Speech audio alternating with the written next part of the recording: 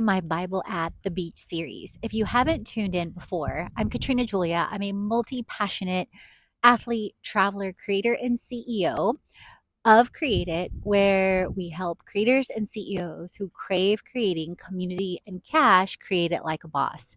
So, I was inspired a couple days ago to start filming this Bible at the Beach series because literally the Bible has been coming to life for me the last several years, but accelerating this season and the beginning of 2024. If you haven't yet taken a look at my Cyprus series, another reason why I picked Cyprus is because as I was craving to discover and make spiritually more things historically come to life, I had discovered Salome ruins in Googling and researching different things where actually Barnabas and Paul started the Acts Church.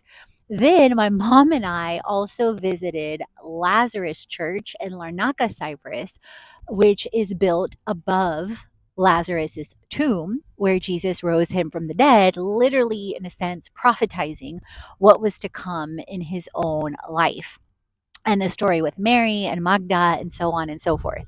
So now brings me here to the Red Sea and Egypt and the Bible at the Beach series starting here.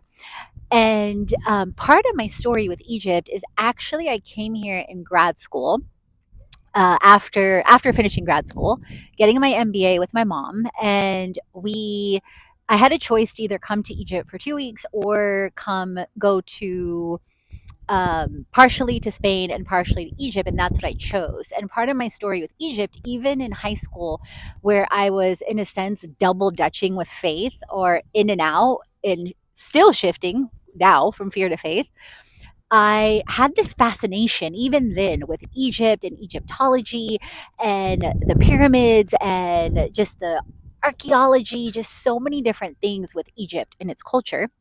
So I knew as part of my graduation gift, I wanted to come to Egypt, and I chose the week trip.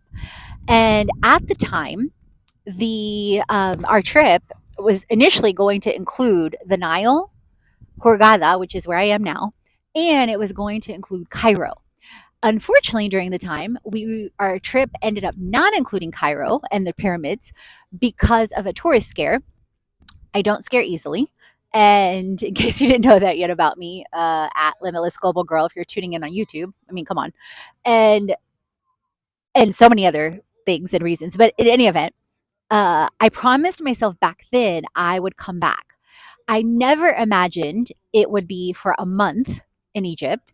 I never imagined it would be on the throes of so much shifting spiritually, from fear to faith, from self hate to love, from corporate to calling, from bondage to freedom, which brings me to Egypt and so many stories from Abraham and Sarah, or Abram and Sarai, to Joseph and his family, to Joseph becoming second in command in Egypt, to Moses leading people out of Egypt. So many different things, and so many things that were, the Red Sea literally behind me, the Red Sea being parted, and so much scientific evidence. If you haven't Googled, I encourage you to Google scientific evidence that has proven scientifically the parting of the Red Sea. It's closer to Sharm el Sheikh, which I may visit later this year. This time I'm staying in Hurghada and then visiting Cairo. And I'm contemplating extending my visa. So, with that being said, the first time that the Bible brings up Egypt is ultimately in Genesis 10:6 and Genesis 12:10. But prior to that, what's important to note is Egypt has been around 3,000 plus years before Christ, already from a biblical aspect and a historical aspect and a cultural aspect. At that point, it's already a established country, established place with its own culture, its own beliefs, its own literacy, its own history of 3,000 plus years. And it's said that the name Egypt came from a Egyptian king, 1485 BC. Egyptus was his name, according to some biblical and historical sites. And then in Genesis 10:6, you find the Bible starts to talk about Mizraim, which is the son of Ham and the grandson of Noah. So think Noah's Ark. So and that's where the name ancient Egypt starts to come up. Okay. And then in actuality, the first time you start to see it, and you'll see me with my paper Bible later on, but I left it in my room. So I was re Googling some stuff. Thank goodness for Dr. Google, like I like to call Google. And in Genesis 12:10, you find Abram at the time going to Egypt with Sarai because there was famine in the land. And in comparison, there was no famine at the time in Egypt. So he chose, the Bible doesn't really give us in Genesis 12:10 the reasoning so much as far as the choice in that specific scripture, but he ends up going to Egypt with Sarai, and that's where they run into Pharaoh or come to Pharaoh, and Abram says to Sarai, his wife, basically enters in on a lie, says, you're so beautiful. If he knows you're my wife, he's going to kill me. Tell him you're my sister. He'll show me favor, which that part actually ends up coming true.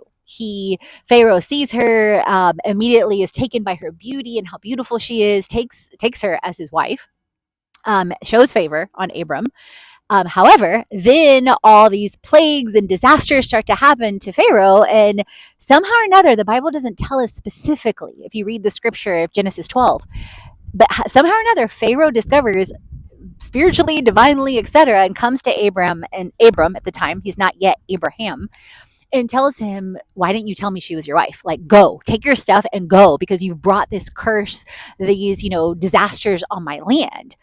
So that also then shows, obviously, God did not like the lie.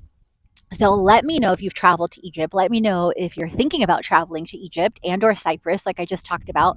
I'll drop the link down below on the Salami ruins, where Barnabas and Paul started the Acts Church. The link where I shared that on my Instagram. And if you thought about Egypt, I am staying in Sal Hashish. I feel 100% safe. When I have traveled in the past to along Luxor, because we did a Nile cruise at the time, and Luxor and Abu Simbel, and then ended up in Hurghada, ironically, about 3 miles away from here in the Hilton at the time. I do recommend at that point staying and being with groups and different things. And when you are at markets and different things, definitely just and like you would anywhere else in the world, know your surroundings, haggle, definitely haggle. Do not accept the first prize unless you just don't feel like haggling. But that's part of the fun, you guys, I think. And